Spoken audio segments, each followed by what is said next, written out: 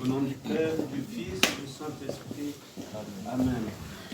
Chers frères et sœurs, aujourd'hui, l'Église nous propose ce passage de l'Évangile selon Saint Jean pour marquer la fête du saint et illustre apôtre André, le premier appelé. Et dans ce passage de l'Évangile, nous voyons que le Christ s'adresse à chacun d'entre nous. Et il nous invite. Il nous invite à être un de ses disciples, à être en marche vers lui.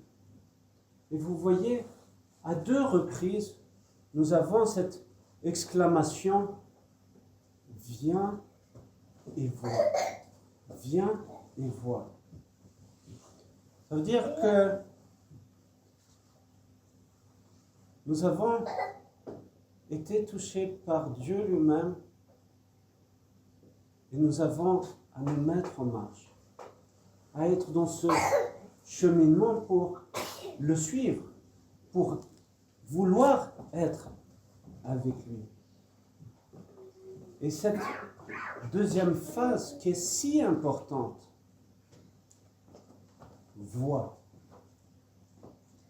Et c'est là que nous comprenons tout l'enseignement des pères de l'Église, qui nous montre que il ne faut pas s'arrêter juste à une compréhension terrestre des choses, mais qu'il faut toujours voir d'après le royaume de Dieu. Et que chaque chose que nous vivons, chaque chose que ce soit positivement ou négativement d'un point de vue terrestre, sera toujours bénéfique pour nous, sera toujours bénéfique pour notre place dans le royaume de Dieu. Alors, pour chaque chose que nous vivons, nous pouvons être dans ce rendre grâce à Dieu.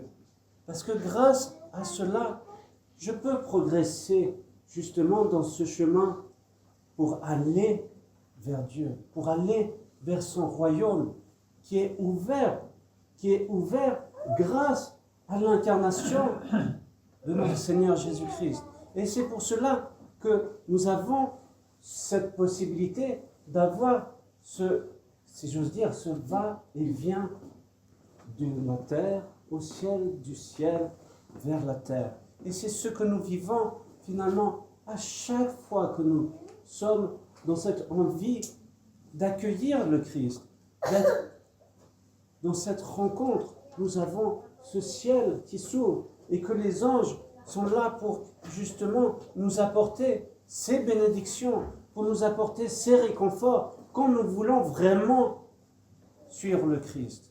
Si nous voulons, justement, comme le Christ l'enseigne lui-même, si nous acceptons notre croix et que nous le suivons. Vous voyez, lors du baptême, nous avons reçu quelque chose de particulier, qui est cette lumière intérieure. Il y a une très très belle histoire où un vieux moine rencontre un jeune moine. Il lui dit, mais qu'est-ce que tu as là? Et il regarde, il ne comprenait pas de quoi est-ce qu'il parlait. Il dit, mais regarde, c'est extraordinaire. Et il regarde, il dit, mais oui, c'est mon vêtement monastique, c'est ça. Il dit, mais tu ne le vois pas? Moi je le vois et toi tu ne vois pas, quelque chose qui est à l'intérieur de toi. Et il lui révèle que par le baptême et par cette envie de suivre le Christ, d'être disciple, il y a cette lumière qui jaillit à l'intérieur de lui. Et c'est ce que nous avons chacun d'entre nous reçu, cette lumière à travers le baptême. Mais nous avons alors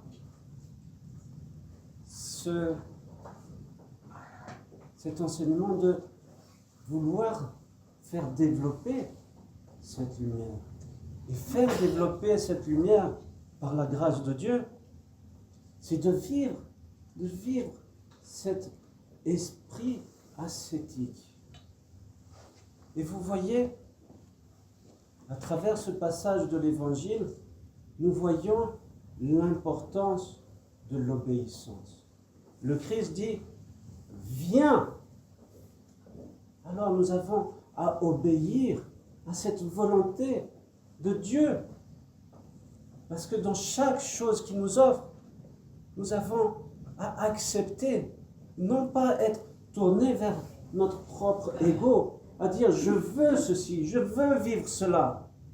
Parce que nous écartons justement cette rencontre avec Dieu. Alors soyons dans cette obéissance en Dieu, en sa volonté. Je lisais encore l'autre jour sur Papa Ephrem, Saint Ephrem de Katounaka. Et tout son enseignement, c'est cette importance de l'obéissance. Et il dit que de l'obéissance engendre la prière. Et la prière engendre la théologie. Donc soyons dans cette envie de vivre dans cette obéissance. On me demandait, mais qu'est-ce que l'obéissance? Comment avoir l'obéissance? Et nous voyons l'enseignement de Papa Ephrem très très simple. Un jour, un moine vient le visiter pour recevoir ses conseils, sa bénédiction. Et tout d'un coup, il lui dit, va me chercher un verre d'eau, mais tu le remplis à moitié.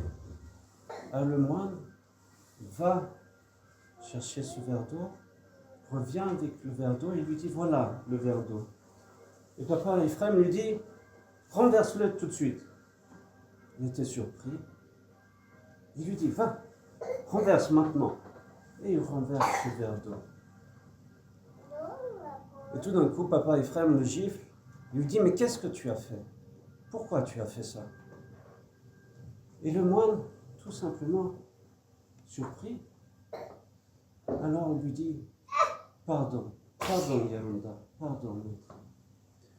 Et là, il le saisit avec amour et lui dit, tu as bien fait. Si tu m'avais dit, mais c'était à cause de toi, tu aurais tout perdu de cette grâce que tu as du Saint-Esprit. Mais en demandant pardon, en étant dans cette obéissance, tu as gardé et tu vas faire fructifier les fruits de l'Esprit. Et vous voyez, c'est ce que je vous disais au début, nous sommes terre à terre. Nous allons intellectualiser cela et dire, mais il est complètement fou, ce Papa Ephrem. Pourquoi est-ce qu'il fait cela? Et vous voyez, il avait un autre regard sur les choses. Il avait ce regard vers le royaume de Dieu. Et c'est pour cela que c'est important que nous puissions acquérir ce don de l'obéissance. L'obéissance pour Dieu, l'obéissance pour l'Église, mais aussi, et c'est important, de trouver un Père spirituel qui puisse nous guider, qui puisse nous montrer, nous enseigner comment vivre notre vie spirituelle. Et vous voyez cette importance d'avoir ce lien avec le Père spirituel. Parce que si nous restons par nous-mêmes, alors nous agissons d'après notre volonté, d'après ce que nous voulons vivre, encore une fois, au lieu de se remettre, d'avoir cette obéissance et d'acquérir alors ces fruits de la patience, ces fruits de l'humilité qui sont indispensables pour vivre notre vie spirituelle. Et vous voyez, encore une fois, cet exemple de Papa Ephrem qui montrait qu'il était donc avec son ancien, mais il n'arrivait plus à progresser avec son ancien. Il est allé voir Saint Joseph l'Hésychaste et lui dit, voilà, je n'arrive plus à avancer avec mon ancien. Que dois-je faire? Est-ce que je peux venir vers toi? Et là, il lui a dit, non, fais obéissance à ton ancien. Même si tu ne comprends pas tout, même si tu n'es pas toujours d'accord avec lui, tu te remets à lui dans l'obéissance. Et c'est ce qu'il a fait. Et c'est pour cela qu'à la mort de son ancien, les fruits spirituels se sont dégagés de Saint Éphrem de Katonakia. Alors, chers frères et sœurs, soyons dans cette recherche de l'obéissance, soyons dans cette envie de vivre l'obéissance par la grâce de Dieu et l'intercession de tous les saints. Amen.